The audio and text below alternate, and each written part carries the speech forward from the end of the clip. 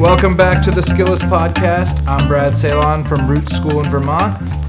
I am Matt Corradino from St. Croix, Caribbean Earth Skills, Mount Victor Camp. That's how we do it. Sweet. What are we talking about today? Today we're talking about bros with bows. Bro making. Bow. Oh, a real bromance. Bozos? Yeah.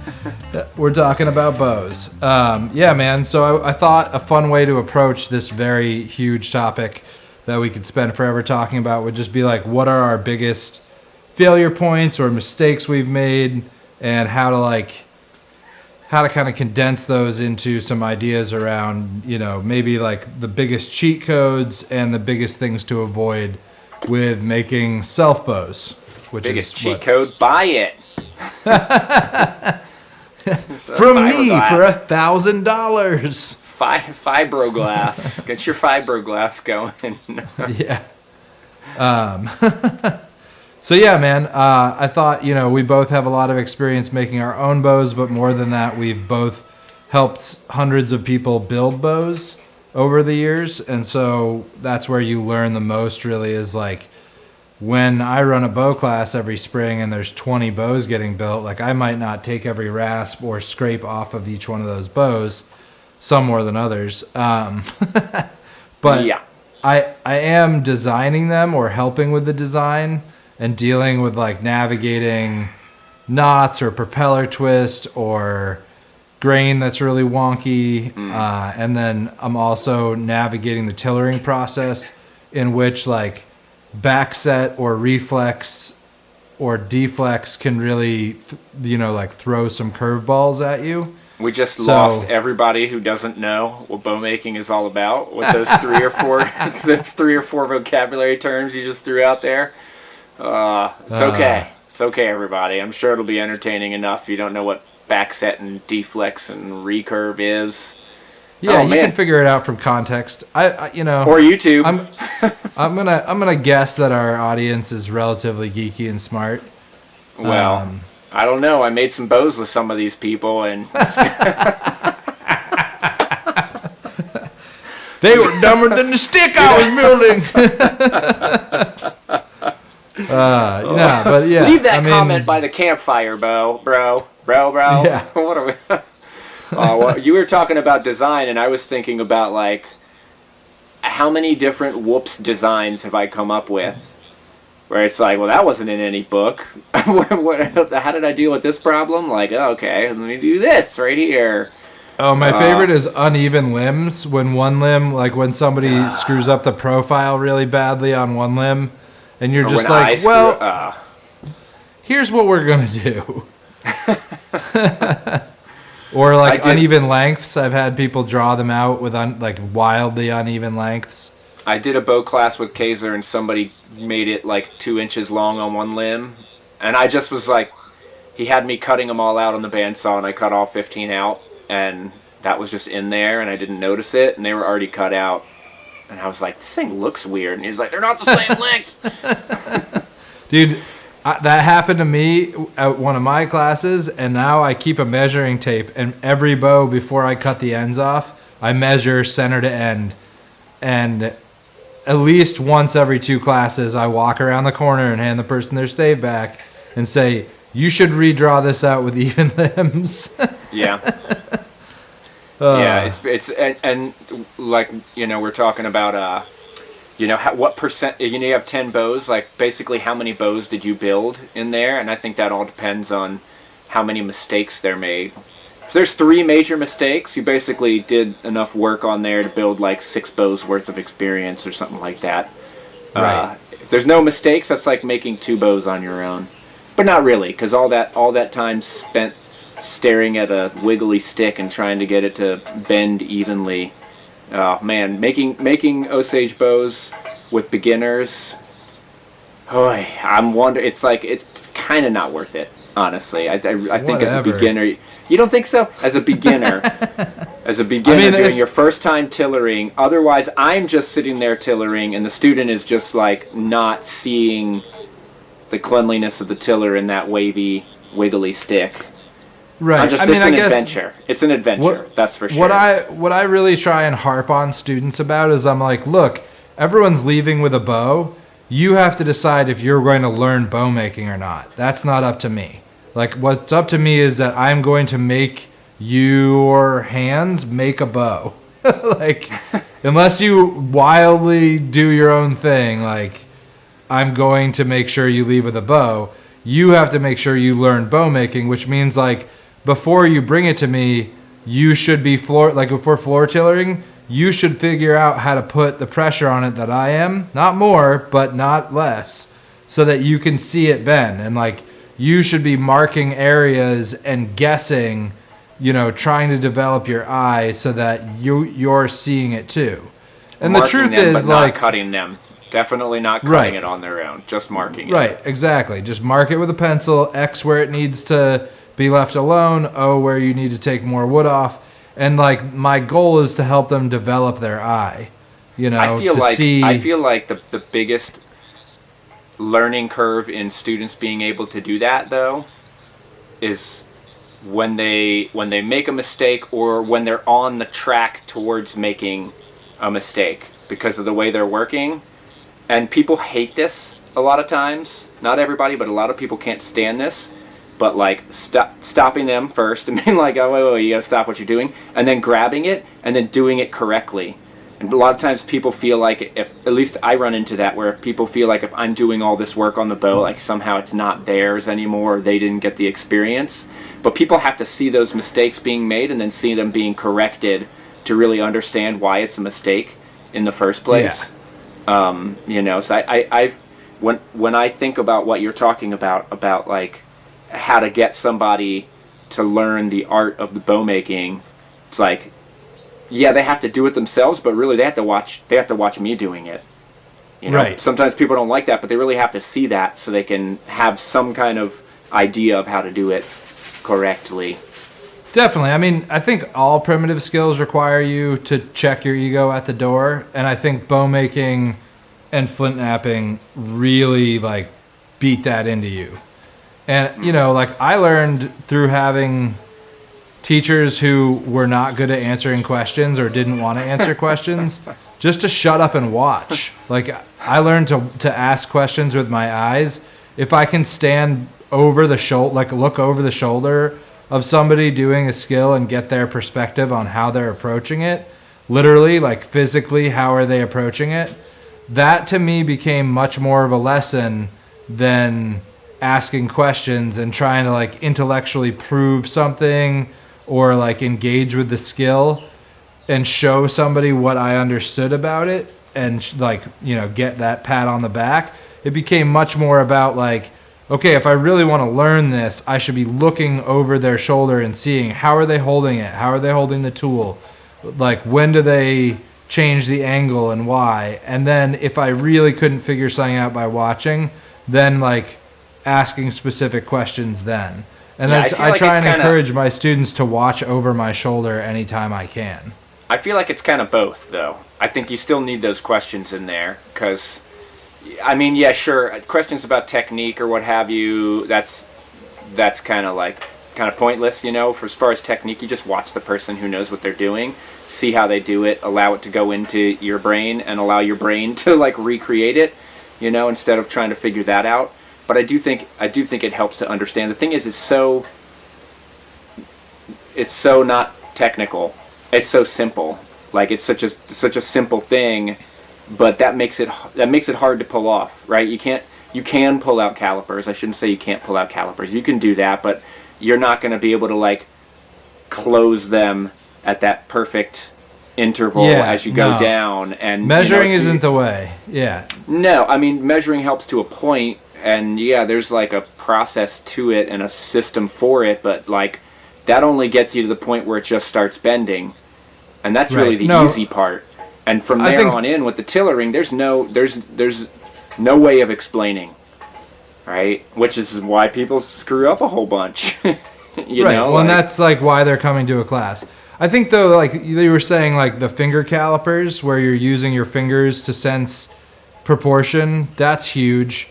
It takes And so then long to get people to actually do that, and to do it correctly. Oh man, it's like no. I have people no. fondle a lot of the finished bows. You know, like when people are waiting for me use or the they word need fondle? a break. Yeah, definitely. Yeah. No matter who you're talking to, here, Yeah, fondle go this. inside and fondle those bows. Please. I didn't make up the meaning of the word fondle, right? I didn't apply it to things other than bows. That's not me. That's I'm just making sure you use the right vocabulary. All right. yeah. Keep- I mean, rub, Yeah. grope, I was. Dare I say finger? yeah, exactly. Tenderly squeeze. Finger, but use them all. We're going off the rails here, folks. Yeah, no, we didn't. We're right on track. The track may be janky and slanted, but we're on track. All right, so that's it. I'm starting. Okay, you talked about mistakes, and I realized that I have sitting here the first bow that I ever made. And this bow I made at a workshop that was being run by Jim Ham and Jim Welsh. Jim Ham is the editors of the Bowyer Bibles. He's a very well known at least for the old timers. He's extremely well known in the bow making universe, and really amazing bowyer. Like his stuff is awesome. Like what he was able to get away with, and not get away with, but just like his understanding of how to get the wood to bend. It's pretty immaculate, and his work was very meticulous and gorgeous. And if you look closely at this thing, this is the opposite of meticulous and gorgeous. This is such a janky wonker right here. And in my defense, it was like I was at a class. I couldn't pay for it right then. Our friend was, he's a friend of mine, but he was still like not going to give me a good stave or like a whole stave because he's just like that. And he gave me this little sliver, and I think it's this tip. This is exactly how wide it was. I didn't do anything until about here on this tip right here. This was all just like, I just kind of squared it off where I could. And that's all I had to work with, and it was just barely thicker than that. So, and this is the maximum thickness, and it tapered back down here a little bit anyway. So this was the most that could be gotten out of this piece of wood, and it took me so long. I mean, you can't see it anymore because it's darkened so much. I want to make a bow, Daddy. Oh, well, listen to that. My son wants to make a bow. I want to make a bow, Daddy, as soon as I'm done. Make one. As soon as go get it. Go get it, and I'll help you while we're doing this. Okay, there we go. Technical difficulties the whole way now. Anyway, the piece of wood was gorgeous, but multicolored. You can't see it now because it's darkened so much. But it was multicolored, and it took me 20 hours just to get it to a ring. It does shoot. It does function. And, it works great. It's about 35 pounds, and it was perfect for me as a beginner to learn with. But as you can see, it's janky, and I bring it up because he liked working with people who were skilled. You could tell the people who made pretty stuff. He spent extra time with and was hanging out with, and I just remember the look on his face every time he walked by my bow. It's just like he was getting sick to his stomach. I think he was fairly well disgusted with the way this thing turned out.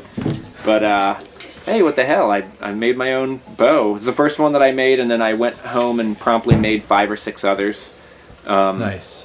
And yeah, I mean, you can't see this thing in person, but it's so janktastic.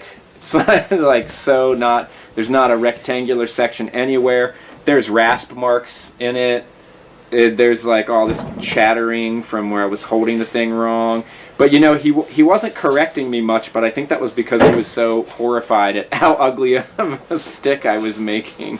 Got to be the ugliest stick he ever helped produce in a class.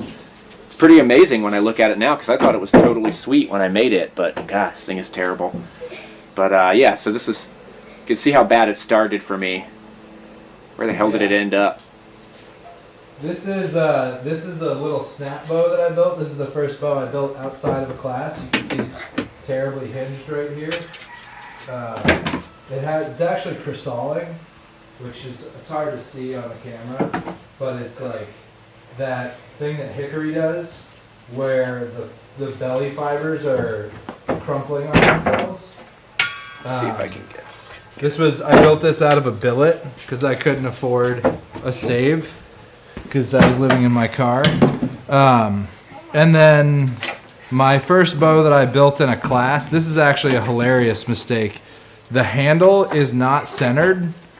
I didn't keep redrawing the center lines, and my handle is like a lump that's lower to one side than where the center is, which is hilarious and stupid. And it has super fat, heavy tips, and it took lots of set, Man.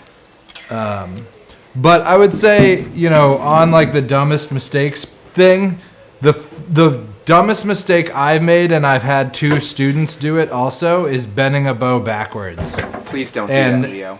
Please don't do that.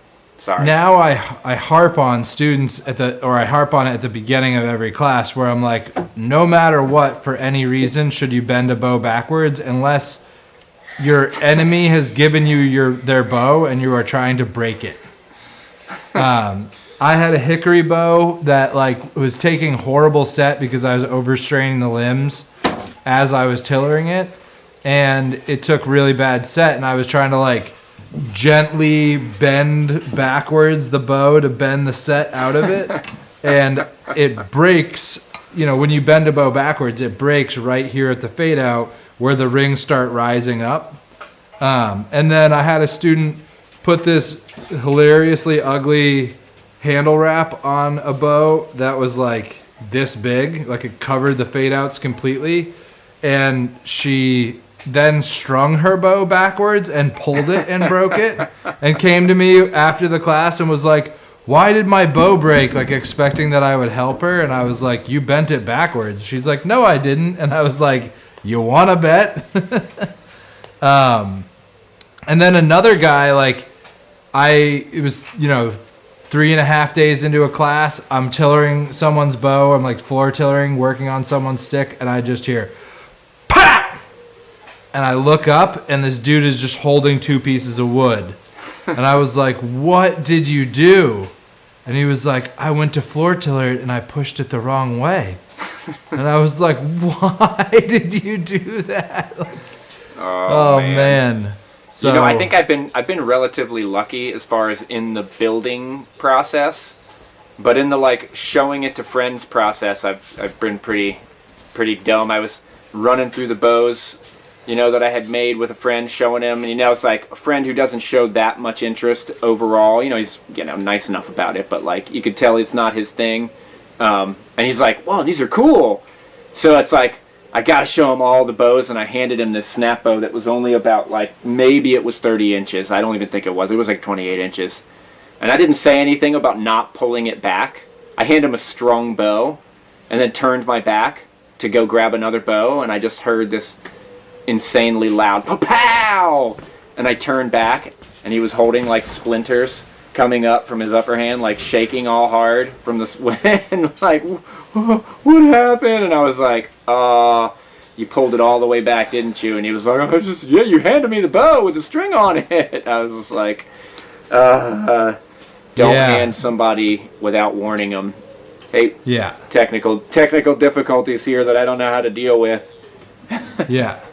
Do you see the other worst bow explosion I had was Kaiser gave me and Perrin these 2 staves, and I built the whole thing in the primitive camp and didn't hit it with a bandsaw at all. I carved the entire thing with a hatchet and a knife, and it had a fucking trough that went down the entire back of the bow, and I had to scrape this thing down forever to get it to a ring. And then halfway into the build, it got all these tiny little checks in the surface of the back, and the same exact thing happened to Perrin's, and both those bows made it all the way through the tillering process and broke on the first shot. That's one where where you just I have a couple of those. There's this one over here that I got this bow stave from the old tracker farm. It was during my internship, and I don't know whether you'll be able to see it or if I get it in the light. there's this part right here. It had this side check right here, or this check that's running out the side. Yeah. And I followed the grain really well. Like it was just an oddball check that ran out the side that didn't actually follow the grain so much.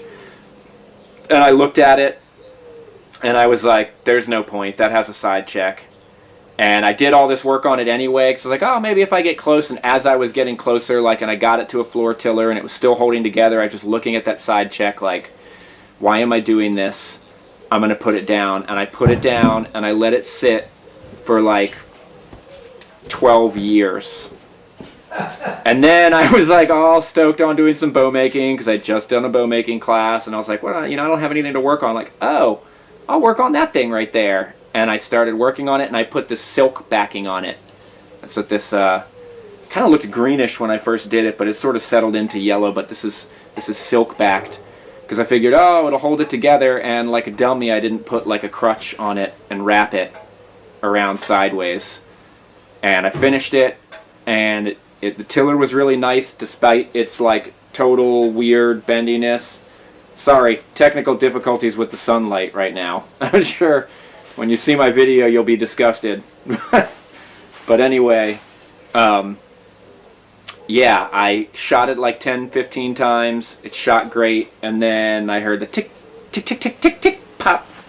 And it is definitely, oh, I shouldn't even string it. It is definitely coming apart. As you can see, definitely not the happiest. You can see it running up right there. So that's definitely one of those ones where I was like, why am I bothering with this? I know what's going to happen, and then I put in the hours and hours of work. And then, of course, another one showed up. That was one of the pops. It was this one right in here. It was just, it just came apart. It was really nice looking when I first finished it, and those first 10-15 shots were great. And it shot really well. Oh, I think it's stout. It was like 60 pounds or something like that. And then I did the same kind of thing with this one, except this one I wrapped a whole bunch. And there's this knot going through it right here. And if I get it close enough, you could probably see the cracks going through it. And I wrapped it with these pieces of bowstring and some glue, and I glued it. And I finished it, and it's got this really sweet looking stripe of brown color going down the whole length of it. And I knew it was a done deal right in here. But I loved this stripe. I'm like, hell yeah, my bow's got a racing stripe. Woo, I'm keeping it. And I finished it because of that color. And again, another one where it was like I knew the whole time, like, this is dumb. I shouldn't spend this time on this. And I spent the time on it, and it's a wall hanger. Just sits on the wall so people could come over and be like, wow, you got a lot of bows. Yeah, this one here is following the grain that somebody else drew out for me. This is like the last class that I took as a student. And right here, they cheated the grain. Because again, it was that situation where they like gave me a shitty save because I was poor and begging. And they were like, whatever, you can just cheat the grain. And I was like, nah, you're the one who taught me you can't cheat the grain. And I mean, you can a tiny bit, but not on a bow that's this thin. And like the grain clearly runs out. And I even drew a line on it. And I was like, the grain runs out here. This is where it's going to break. And that's where it broke. Yep, and I've kept it all these years as an example so that I can show students, like, you can't really cheat the grain. You know? Like, yep. Maybe over an entire length of a bow you can get away with it. And on a wider limbed bow, you have more leeway. But no, if you're going for a thin limbed bow, you better just do it right. Cheating the grain is another big mistake. You need to follow the grain. So many little things like that though before, where it's like, I can probably get away with this knot, or oh, I could probably get away with it looking like that. I'm gonna try to make a bow out of this anyway. It's just like, right. I so don't do that anymore. I'm so done with that. That's probably been my biggest mistake, is thinking that it's worth the time to mess with these wonky ass sticks, and it's totally not worth the time to mess with super wonky ass sticks. you know? Yeah. I mean... Yeah. Good wood is yeah, worth it. Totally. I remember being, like, aghast at the idea of spending $100 to $150 on a piece of wood. And I was just like, what the hell? I could go cut a tree down. And then you cut 2 or 3 trees down yourself, and you split them up, and you season them, and you do all those hours of work, and then you look at them afterwards, and you're like, that's a propeller that's not coming out. That's a shitty twist right there. Like, oh, that knot is totally ruining it. You see that it's definitely worth it to have the right piece of wood to start with.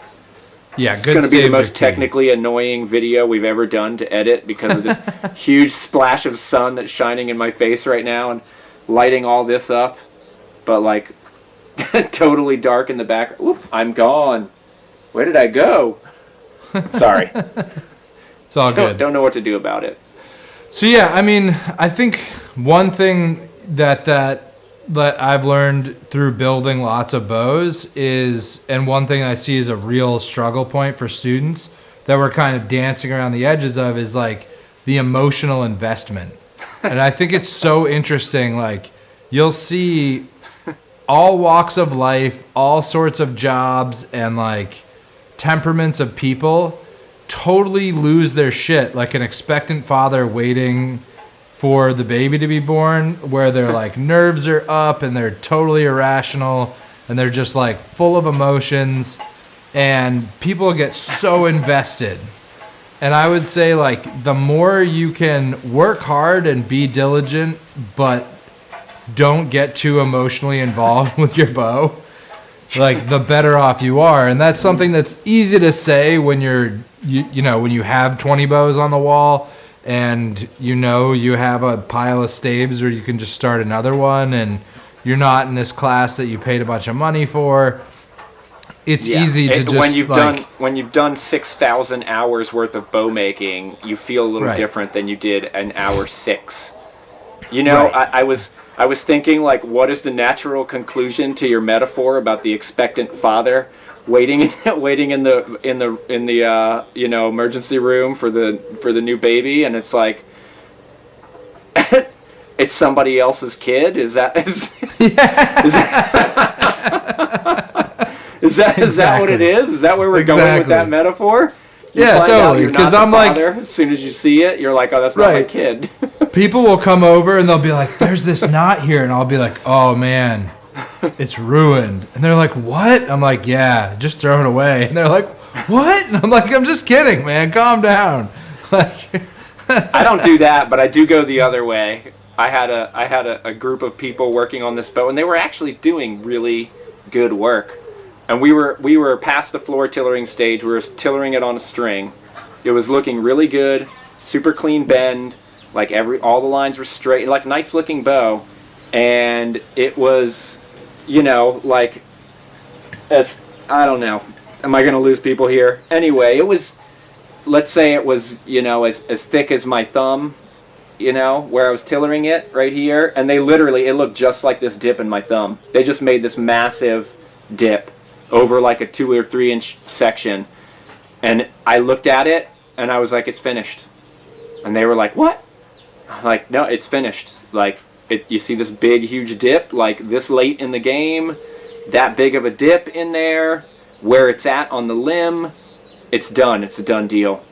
And they were like, no, we could glue a piece of wood in there. We could wrap it with this. We could put sinew on the back. And just things that I had been mentioning through the week. And I was like, no, you guys, it's finished, right? This bow is done. I'm sorry. You put in the work. You put in the time. I was like, we could cut off the handle and we could make a little snap bow. Make like a 30-inch, 40-inch snap bow, but this is not living in this form. And they kept coming, oh, come on, like, we could do this, we could do that. And I took it, and I grabbed either side of that piece, and I snapped it in half, and like twisted it until the 2 pieces broke, and I laid it down on the table. I was like, it's done, you guys. And they all got like wide-eyed when I broke it, and 3 of them just like walked off into the woods, and the other ones like quietly walked up the trail.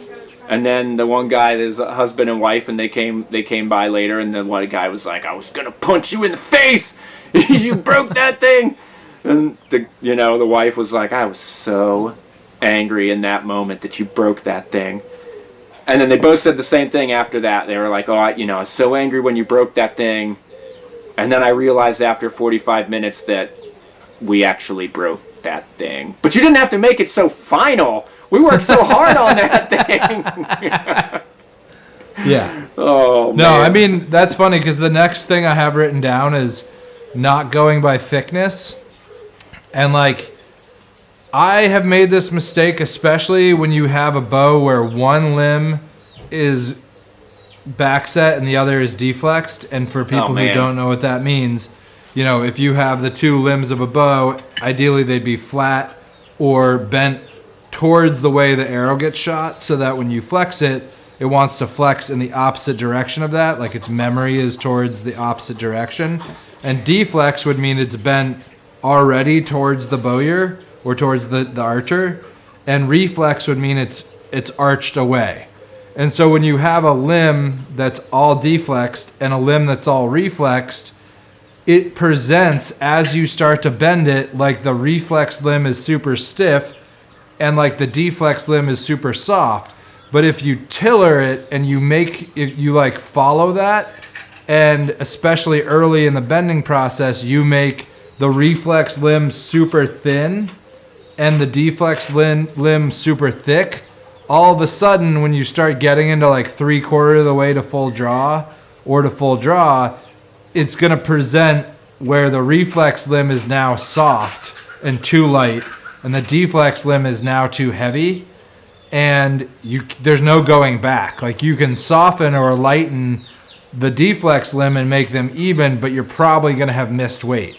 And I have done it like way back in the day, 15 years ago or something, to students' bows and my own bows. And now it's like the thickness should be even. It's very rare with a reflex or a deflex that they really actually do need to be thicker or thinner. They never do.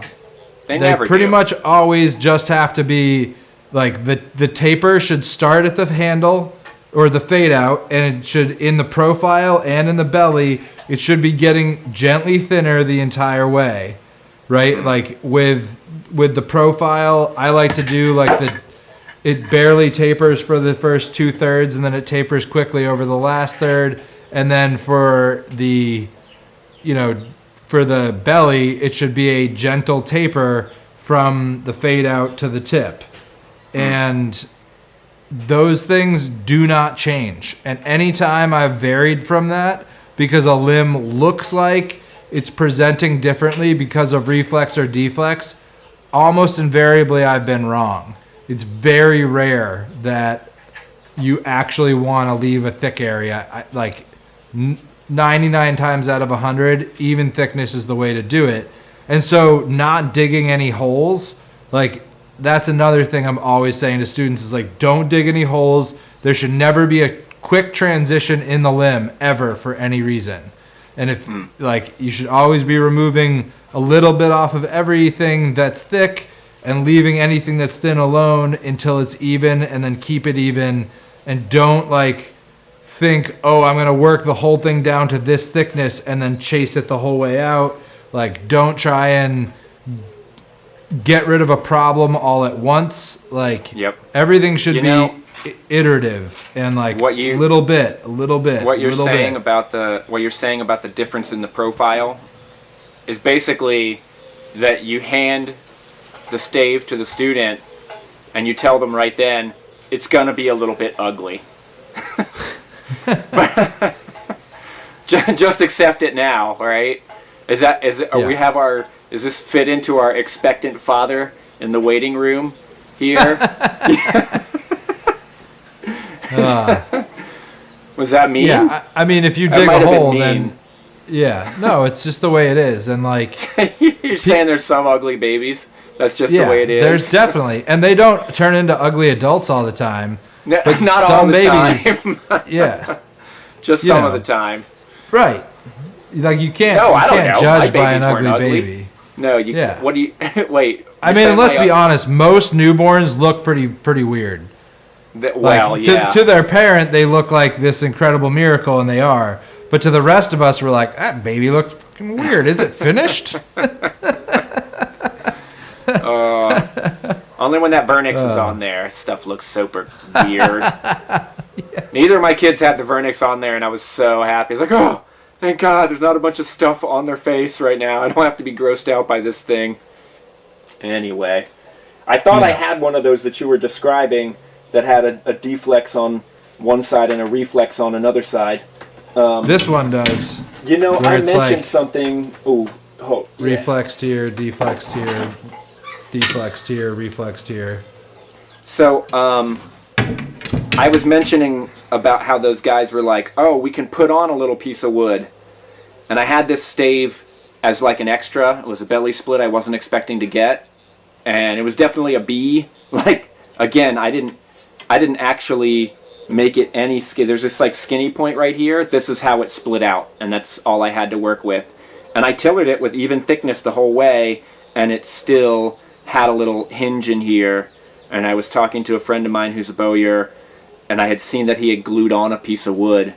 And he was like, oh, it worked, but, you know, it really depends on where it's at. And as soon as he said it, you know, it depends on where the thin spot is at. I was, like, thinking of this bow, and I was like, that'll never work. But I glued on a piece of wood anyway, and it didn't work. It's not in the right spot. Anytime you have maybe a problem out towards here, the end of the limb you could get away with that. Not even. I would say nowhere out here and nowhere in here, right? In this distance right here from the handle, the end of the fade out, that distance, and from the tip, that distance, it ain't working. But if it's in between there, sure, it'll work just fine. But yeah, you can't really. You can only add wood in certain sections. And it's a good lamination. I mean, I've bent this thing many, many times, and it hasn't come up at all. And I clamped the crap out of it and used some wood glue. And it worked out fine. But what I do that for me is just one, like, all right, get another stave. Like, at this point, I'm not willing to put that time into that. However, there was this one, which was also an extra. This wasn't an extra. This one had a huge gouge in the back of the, somebody gave me some staves, and I was just kind of grabbing, and I didn't want to grab his nicer ones, and I grabbed this one, and it had this huge gouge that went down, so I had to go further down the growth rings than I wanted to, and I was left with this piece that has all this I filled in with wood glue and sawdust all in here, and it's in that section. It's in that magical don't touch section. Don't try to do this section. You see, and I had to glue on this piece of wood, and I didn't just glue this piece of wood on. You see, I did more of that like wood glue and sawdust fill in the handle, like going all out here in the limb, all out to there. I mean, it had this crack right here in the handle, all these problems. And it's not a very high poundage because I made it for my daughter, but it works just fine. And you can see in this area, this like, you know, no touch zone, like it's not bad. It's got a little bit more, it's not really bending much in there, right? It's not, it's really not an issue. So I was kind of surprised with that because this was definitely yet another one where I was a questionable stave, but you know what? I'm going to see if I can make that work. I really love doing that, but usually doesn't work. Like 90% of the time. This one was an exception to the rule, and that one actually worked. And I wonder if that's just a better solution in those situations where you're in one of those two. Don't bother if there's a mess up in here or a mess up in there. Yeah. So other big mistakes I would say that I've made, and this is kind of more like, I think this matters less if you're building bows on your own unless you're really building a lot of them. But with building bows in classes, one thing I've done a lot of like learning over the years is pacing, like how to get everybody finished on time. And it's kind of like, when do you switch from the power tool of the bandsaw or the axe, if that's how you're reducing it, or the sharp draw knife? When do you switch from that to the rasp and then that to the scraper? And it's tricky because like when you don't want people to go too fast. You yourself don't want to go too fast because that's how you screw it up. But at the same time, like, you can't build a whole bow with a scraper. And so I think that's like a really interesting, well, right. But like it's an interesting balance for people as they're building bows is like, when do I switch to that next tool? And realistically, like, the better you get, the more you can chase it down with the faster tools, you know, and then just refine it with the finer tools.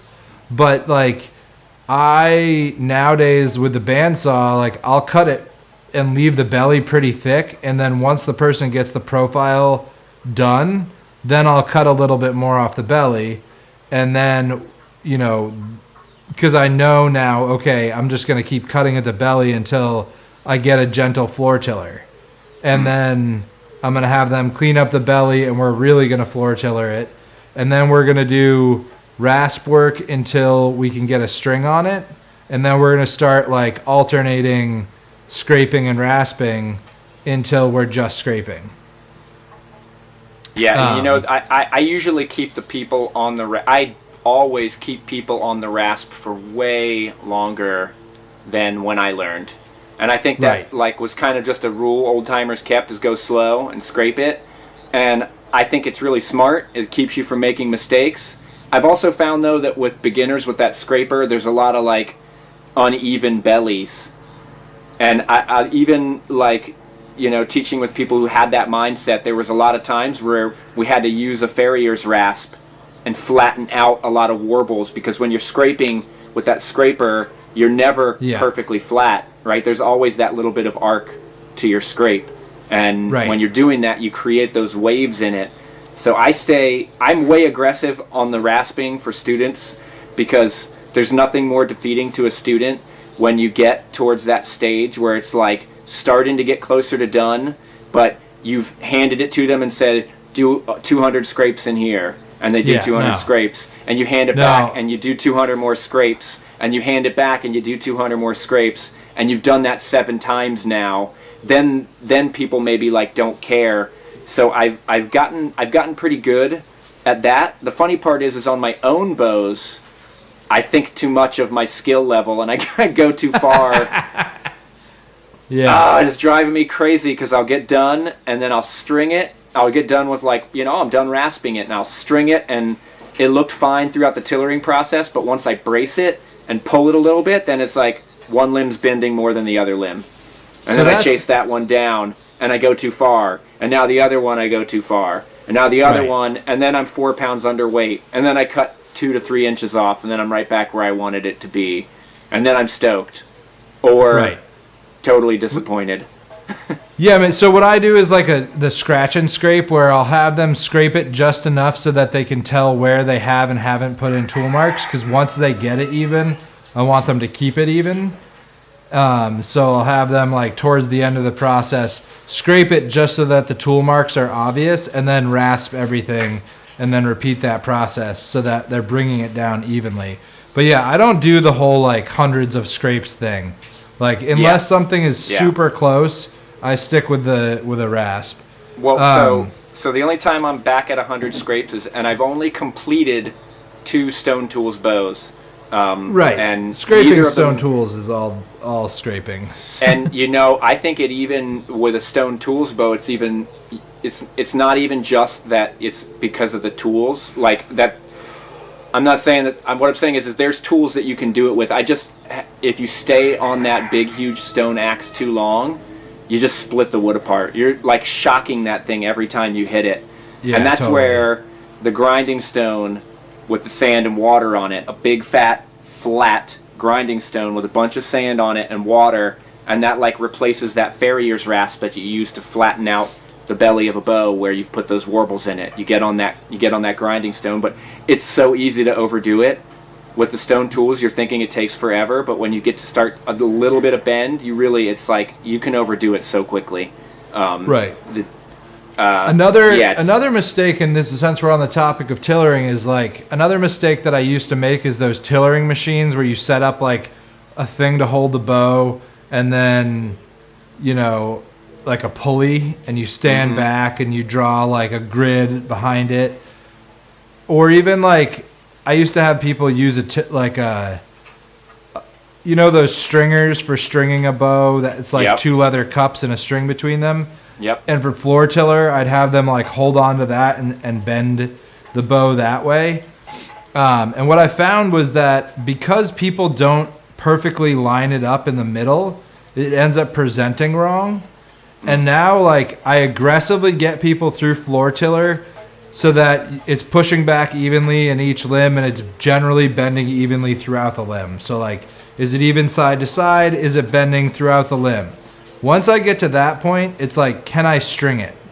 Right? And then it's like, I kind of take a guess from when I was having them get their draw length. I have different bows, and I have a guess as to like, okay, this person's aiming for 40 or 60 or whatever their draw weight's going to be.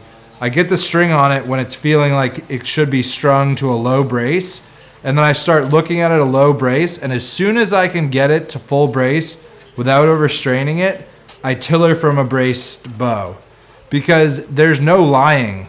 There's like, it's presenting how it's going to present, and you don't end up with like one side all of a sudden camming over and being light. You don't end up with one like they were putting it in the machine wrong. You don't end up with like they weren't lining up where they were putting their foot on the tillering string. Like it takes out all of those problems.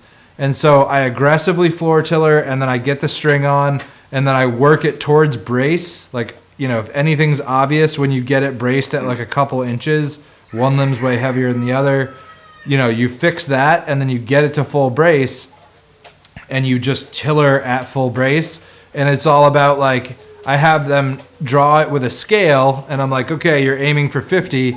The scale shouldn't go past 50 because there's no reason to overstrain the fibers past 50 pounds. And then I just keep moving and moving and moving through the draw, going further and further back, perfecting the tiller. And ideally, we get to tiller where everything's bending evenly throughout the whole limb. And from limb to limb, we get to it way heavy. And then it's just even passes to reduce until they're comfortable drawing it to full draw. You know what's funny about that too is when you get to that stage, people are so ready to be done when they're a beginner. They're so ready to be finished. And you get to that stage and they're like, well, no, it's fine. I'll just shoot it like this. I'll get stronger. And then they go to shoot it. And then they're like, oh, well, good. It's done. Congratulations, it's done. You hand it to them and they go and shoot it. And then after they're done, then they're like, then they have no problems. Oh, I'm just gonna even make it a little bit lighter, or make it a little bit prettier. You know, it's like they just want to get that feeling, that instant, you know, oh, finally it's done. You know, and talking about those machines, like I see how it's helpful to see it from a distance. I personally don't use them. You know, I like to string the thing and then hold it and hold it and look at it as I'm pulling it, and then flip it over and hold it and look at it as I'm pulling it, and then as I get further and further along, I'll let the students pull it back, and I look at it and decide where it needs to bend less or more, and then I pull it so the student can see, and I ask them what they see. But I thought of another thing that gets tricky for old and new timers is getting tricked into following the grain. You know, on this kid's bow that I made for my kid, I have these recurve tips, and on this tip, the grain seemed so consistent, and then there's this one spot in here where I was taking it down because of the way the grain looked, and you see how this side has a recurve tip, and this side no longer has a recurve tip after like. You don't mean the grain, you mean the rings? Oh, sorry, yeah, the rings, not the grain. I'm sorry, yeah. Well, following the rings, and this, as I was doing the tillering, both limbs followed the rings very cleanly. Like, where they ran out was very even on each side, and then as I was getting further and further down, I was just kind of like using that as a guide. And yeah, when this thing finished, the first 20 shots my son took, this limb was fine. And then he left it strung for about an hour, and I came back, and the recurve is totally gone from this side. And at first it was just losing the recurve. Trust. At first it was just losing the recurve, and now it's like it bends more and turned into a hinge in that spot. And, you know, it's like, because you're scraping so many thousands of times, it's so easy to just assume you know, because you've scraped it and it changed like this, and you scraped it and it changed like this, and you scraped it and it changed like this, and then follow the wrong sign, the wrong path for just a little bit. You know, this was one that, like, came out of the delivery room looking beautiful and then turned into an ugly adult. That wasn't the ugly baby that turned into the pretty adult. That was the pretty baby that turned into the ugly adult. Sorry, I failed you as a father. It was all my fault. So some other things that I see from students, one is like we were talking about it, but being overbowed, like people just wanting to be done, or having an ego around the number on the scale. Oh my God. And then they end up overbowed and then they can't shoot accurately. Like, it's just useless. Yeah. And of all the people who have said, I'll get stronger, I've only seen one person actually go and do the push-ups and do the rows to get their body strong enough to pull their heavy bow. Yeah, Well, you know, the thing is, the only thing that's going to do that is shooting it. And if it's uncomfortable to shoot and it's not gratifying because your arrows are going all over the place, you're not going to shoot until you're strong enough. The other thing I try to remind people of is, like, okay, are you doing this for hunting? Okay, what else are you doing for hunting? Are you actually going to start hunting? Because if you're not going to take this bow and start hunting this season, you don't need it to be hunting weight. Right? Like, oh, I want to hunt with it, and then, like, it's 4 years. Oh, you know, I haven't hunted with it yet because I haven't gotten this. I don't know the land. I haven't gotten that. I don't know this. You know, like, if you're not ready to shoot it right then you'll make a new one for next year. And the other thing is especially as a beginning hunter, just get closer, right? It takes more skill. You learn more about the animal. You get closer. 35-pound bow could definitely kill a deer, but you're not going anywhere past 10 yards. You know, within 10 yards, like the state regs, you could kill a deer with that. Right.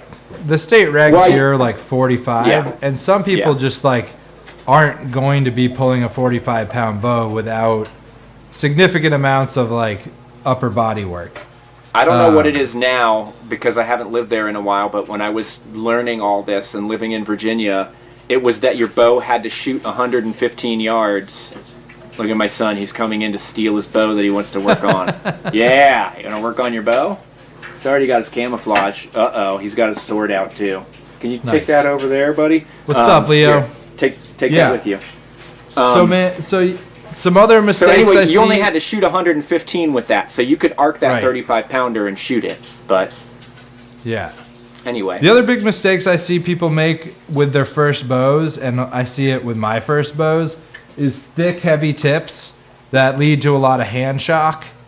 And, you know, like the more I build bows and the more I work on my accuracy, the more delicate you can make those tips, the less weight you have coming forward to shock your hands. Like out at the end of a 28 or whatever inch long limb, that makes a bigger difference. And so, like, people suck at working the tips because it's awkward, especially, like, this tip when you're trying to work up in here and they don't know how to work it. Like, you know, you just have to take the time to make the tips thin. You know, obviously you don't want them bending, but outside of that, like, I crown my tips. I don't have anything fancy in terms of, like, I don't want any extra weight out there. Yeah, I try to make them super thin. That's another reason why that recurve is no longer recurved on the one end. Right. And then I would say one of the biggest mistakes I made around accuracy, like, one, I think people don't realize that if you're, like, everyone's like, oh, you learn from failure, but with accuracy, you learn from success. So you need to start close enough that you're hitting what you want, and then your brain says, oh, that's where my front hand needs to be to put the arrow where I want.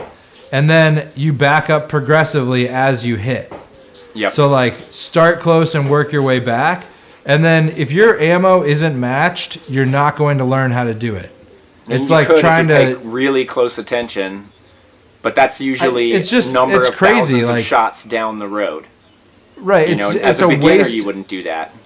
Right. It's a waste of your time and like when I was beginning, I either was like scraping together arrows or like when arrows broke, I had like all different length arrows and you know, I had one arrow didn't have fletching or was like missing one of the fletching or like whatever. I had just like a ragtag bundle of like whatever the fuck arrows I had left from breaking them and losing them and buying different batches of them. And now I'm like, I get a batch of arrows or I make a batch of arrows. I shoot them as a batch. They all need to be matched by weight, by length, like everything as like significantly the same as I can. Right. And that's like, it's obvious. It's funny. Like, you know, slings, like David and Goliath slings. I was so enamored with them, and it was one of the first primitive weapons I made, and I went to the beach, and I was throwing rocks for, like, hours and hours, and I could not get more than, like, a baseline of accuracy with it of, like, a trash can. And I was like, how the fuck were people hunting birds? They were making their own shot. Right, that's what I finally, like, learned through research was, make a bunch of clay balls that are all the same size and weight. And within like 20 minutes, I was hitting a milk jug repetitively at like 25 yards. And it's, you know, it really, that drove home that and like making ammunition for a 45, like it really drove home matched ammunition and like how important that is. And in general, your projectile is more important than the thing that throws it. Like you can kill a deer with a kind of crappy bow and a good arrow, but it's much harder to try and kill a deer. With a crappy arrow. Right. Yeah. So in other words, you got to take Brad's arrow making class too, not just the bow making class. Right. So, you know, that's one thing I would say is like matched ammo or a lack thereof was a mistake that I made where it was like, it was all about the bow and like really it's all about the arrow. I knew that one from early on, but I was too poor and stupid to actually do it right. Right. So I guess like the one last thing I kind of wanted to talk about was like some cheat codes. I think man, you're trying to teach them how to cheat? Well, I think you put me onto this a few years ago. Those rasps are so good. The totally REU Le Hog or the Hog number 3, isn't it a 3? Yeah. But I looked up REU number 3 and it took forever to find it. And really, if you search the Hog, then that's this rasp moves material pretty goddamn fast. You know, I didn't grab it. I didn't grab it and bring it, and I moved between that rasp that you just showed and another one that's called a dragon rasp. And the dragon rasp, the number would be it would like if that one. It was a 3. The dragon rasp that I bought was a 6, and it's made for guitar making, so it's really cool. It tapers all the way down to a very fine point, and it's hand poked, so it's very clean. Like it removes very clean lines, and you don't get those repetitive lines in there, so you can continue to carve the same direction. And it's the fastest working lighter duty rasp that I can find. Nice. Yeah, it's called a dragon rasp, a dragon number 6. So that REU number 3 and that dragon rasp number 6, that's like my go-to combo, and it's really helpful. I need to order a bunch more dragons before my next bow class, which is in like 3 days. The other one that's I would say is like the heat gun. For years, I was bending bows over all these crazy different surfaces, everything from like wood stoves, coal beds, gas stoves, like every fucking weird thing you could think of. Why not steam? I hate steam. Because steam, you have to wait for it to dry. Yeah. I don't want to wait for it to dry. Right. So, but dude, heat guns are fucking cheating. Like they totally are cheating. You can bend the living shit out of bows with heat guns. Like I've saved use a stove. Great. You knock over dishes and glasses off of the shelf while you're trying to move this but man, big you have so bow much in your less kitchen. chance of scorching with a heat gun. Like I almost never scorch anything. And I'll do shit like What do you mean? That's put a style. crescent wrench. That little scorch. That's just to make it look pretty. Like for propeller, I've been clamping the bow in and then taking a crescent wrench, put a little piece of leather around the bow, and then or a monkey wrench, and I'll like tighten it down on the bow and just let this heavy ass wrench just sit on the bow and just heat it and let the weight of the wrench just like pull all the propeller right out of it. That's a pretty cool little trick. Yeah, just crank it. The side to side bending I've gotten away with, not to mention like reflex deflexing, and like now with that, like when there's students who would take a second bow class, I'll like look for a straight stave, and if I can't find one, we're gonna bend the shit out of something until it's straight enough, and then we're bending hooks into it. And I'm like, you can do it, and they're like, I'm scared, and I'm like, no, with this heat gun magic. Like, I'm scared, Uncle Brad. Yeah, just jump off the cliff, kid. It's awesome. You can get people to bend these really nice hooks in their bows. You're an ugly baby, but I'm gonna make you a pretty little, exactly. pretty little man. Oh. So, I've had some students like this woman Emily built this sweet recurve this last class. Yeah, it's awesome. So heat guns, I would say like are huge if you're going to do a lot of heat bending. Obviously, bandsaw, if you can afford one or you know someone who has one, like it's going to speed your time up so much. Like once you've chopped a bow or two out with an axe or an adze, the learning is really like all the other work, and you know, just lopping a bunch of wood off is a pretty awesome cheat code. There's only so many times you need to get the draw knife right before you don't need to really do any more to be good at it. That's for sure. Yeah. I tend to go the other way. I tend to go more towards sticks and stones, and yeah, the only cheat code I have I already talked about, which is that flat piece of grinding stone. Big, heavy. I have a big, heavy grinding stone that can't move anywhere. It's set in the ground, and sand and water, nice and flat. Like flatten it out before making that bow. If it's got grooves, I'll spend the time. You don't to find that the water again. messes with the wood? It does, but I'm doing that in the early part to get it. You know, I chopped it down as much as I feel like I could chop it down, to where I know that it's flexing so much that if I keep hitting it with this big, heavy ass, thick axe, that I'm just going to shock it and start to degrade the wood. So I get it down to where it's barely starting to bend, and then sand and water on that grinding stone, and then let it dry. That, you know, set it down the next morning, flex it, and if it's not flexing enough, then I keep on the water, and then as soon as it starts flexing enough, then I stop with the water, and I just do the sand and the grinding stone, and then that's really the only way to speed up that process. You could go to that scraper pretty early, and you know, I don't know, does it make a better bow? I don't think so. That the sand and water on that grinding stone in the early stages, and then the sand, and then eventually I don't really. Once I get to where I feel like I could done as much on that grinding stone as I can, like basically where I would be at when I was done rasping, then I just go straight to the scraper and I don't bother to go back to it. But you could grind without sand if you wanted to, but by that point, a nice flat grinding stone is not really gonna be any faster than scraping. But that's my only primitive cheat code I got. Nice. So there we go. That was a whole hour of blah blah bow, bro, bowyer, bozo, fireside talk. Yeah, if you're not interested in bows and you're still here, then that's amazing. You're probably pretty bored. It's because of my good looks. I get it. I was an ugly baby though. Just remember that. So yeah. You go for it. Here's an agate point. And I just gotta say, you don't like that. I absolutely do not like that. You're totally right about that. Jeez, I don't have anything cool. This piece of nice. Was dug up in Vermont. That's pretty. And yeah, stuff's crazy. And it was dug up in Vermont, like around a foundation, so it's from deep underground. And Barry Keegan I gave him a bunch of it, and has been cooking it at a bunch of different temperatures until he found like just the right temperature and length of time.